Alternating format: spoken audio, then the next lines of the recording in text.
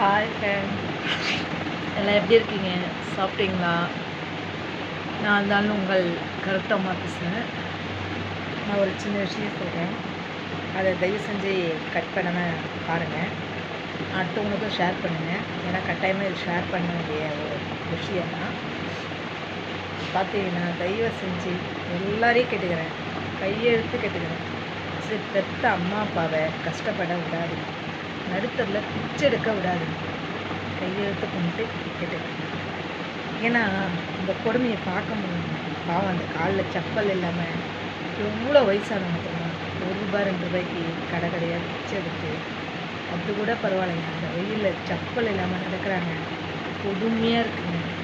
தயவு செஞ்சு பெற்ற அம்மாவை அப்பாவை இது மாதிரி தவிக்க விடாது. நீங்கள் அவங்களுக்கு ஒன்றுமே செய்ய வேணாம், நீங்கள் சாப்பிட்ற சாப்பாட்டில் அவங்க வந்து கொடுக்குறீங்க, அவ்வளோதான். உங்கள்கிட்ட அவங்க வேறு எதுவுமே கேட்கணும், ஓகேவா?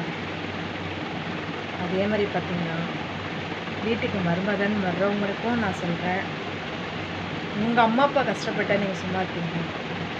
அதே மாதிரி தான் நம்ம அம்மா வீட்டில் இருக்கிறவங்க தான் நம்மளுக்கு அம்மா அப்பா.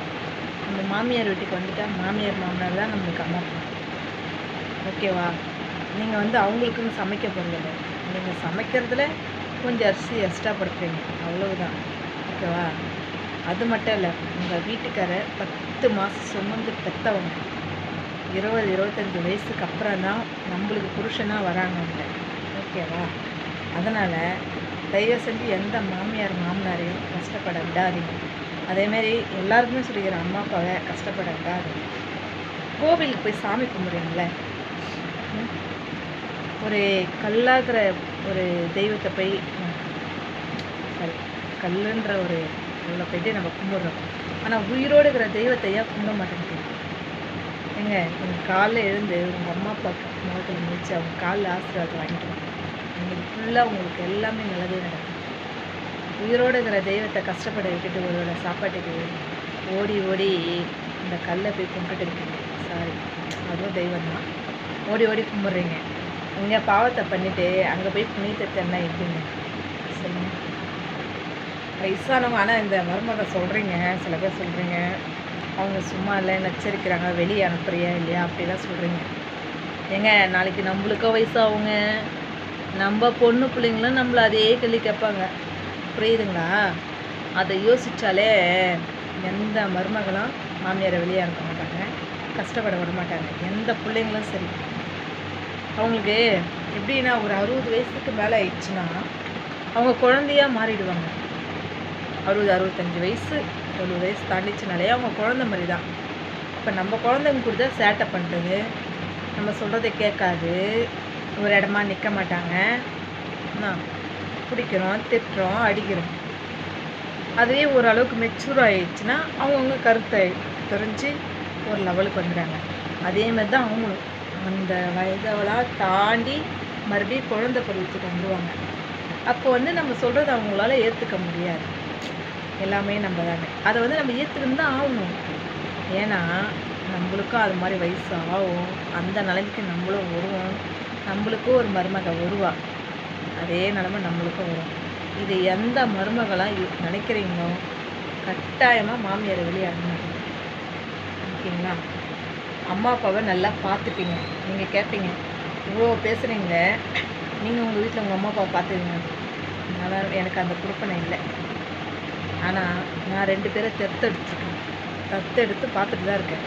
அடுத்த வீடியோவில் அவங்கள காமிக்கிற பாருங்கள். இப்போ அவங்க தூங்குறாங்க, நான் 2 பேர் தத்தெடுத்து பார்த்துட்டு தான் இருக்கேன். அவங்கள நல்லபடியாக தான் பார்த்துக்கிறேன். அவங்களுக்கு நான் எதுவும் செய்யலை, நான் சாப்பிட்ற சாப்பாட்டில் அவங்களுக்கு தரேன், அவங்களுக்கு தேவையான சலுகையை நான் பண்ணுறேன். நீங்கள் சொல்கிறீங்களே டார்ச்சல் தாங்க முடியல, எப்போ பாரு தோணான்னு பேசுகிறாங்க, ஒரு மாதிரி நச்சரிக்கிறாங்க அப்படின்னு, அதெல்லாம் எனக்கும் வருது. அதெல்லாம் எனக்கும் தான் பண்ணுறாங்க, அதெல்லாம் எனக்கும் தான் செய்கிறாங்க. எனக்கு என்னையே ஒரு மாதிரி பேசுவாங்க, ஆனால் அதெல்லாம் நான் கண்டுக்க மாட்டேன். என் குழந்த மாதிரியே அவங்கள பார்த்துக்கிறேன். எனக்கு குழந்தை இல்லை, இருந்தாலும் அவங்கள என் குழந்த மாதிரி நான் பார்த்துக்கிறேன், ஓகேவா? நீங்கள் பார்த்துக்கிறீங்க உங்கள் தலையெழுத்து, எங்களுக்கு நான் தலையெழுத்தான்னு கேட்பீங்க. கட்டாயமாக உங்களுக்கு தலையெழுத்து தான். தயவை செஞ்சு சொல்கிறேன், மாமியார் மாமனாரோ அம்மா அப்பாவையோ தயவை செஞ்சு நடுத்தரில் பிச்சை எடுக்க விடாதீங்க. அதனுடைய பாவம் உங்களுக்கு இப்போ தெரியாது, வாழடி வாழன்னு சொல்லுவாங்க. உங்களுக்கு அந்த வயசாகுது பேர், அன்னைக்கு தெரியும். புரியுதா? நீங்கள் ஒரு நிமிஷம் பஜாரில் போய் நின்று பாருங்க, எத்தனை பேர் கண்கலங்கி நிற்கிறாங்க. படுக்க கூட இடம் இல்லாத கஷ்டப்படுறாங்க. கேட்டால் எப்படி எப்படியோ வசதியாக இருந்தவங்களாம் ஏங்க இப்படி பண்ணுறீங்க? அப்புறம் எதுக்குங்க கோயில் குளமாலாம் போய் சுற்றுறீங்க, கோயிலெல்லாம் கும்பிட்றீங்க? நீங்கள் கோயில் குளம் கும்பிட்றத விட்டு உங்கள் மாமியார் உட்கார வச்சு சோறு போட்டு அவங்க நல்லபடியாக பார்த்துக்கங்க. உங்கள் அம்மா அப்பாவை உட்கார வச்சு சோறு போட்டு நல்லபடியாக பார்த்துக்கங்க. அதை விட புண்ணியம் வேறு எதுவுமே இல்லைங்க. நீங்கள் என்ன பாவம் பண்ணாலும் போயிடுங்க. அதோட சந்தோஷம் இருக்குது பாரு, சொல்லவே முடியாது. எனக்கு அந்த பாக்கியம் கிடைக்கல. கிடச்சிதுன்னு வச்சுக்க, உண்மையாலே சொல்கிறேன், என் மாமியாரெல்லாம் இப்படி வச்சுருக்கேன். ஓகேவா? எனக்கு அம்மா அப்பாவை பார்த்துக்கிற கொடுப்பனையும் எனக்கு கடவுள் கொடுக்கல. இன்னும் நான் சின்ன வயசுலேயே அந்த சந்தோஷத்தில் இறந்துட்டேன். தயவு செஞ்சு நீங்களும் சொல்கிறேன், கையெழுத்து கும்பிட்றேன், அம்மா அப்பாவை நடுத்தரில் விட்டுறாதீங்க. அவங்க நல்லபடியாக பார்த்துக்குங்க. வயசான காலத்தில் கஷ்டப்பட விடாதீங்க.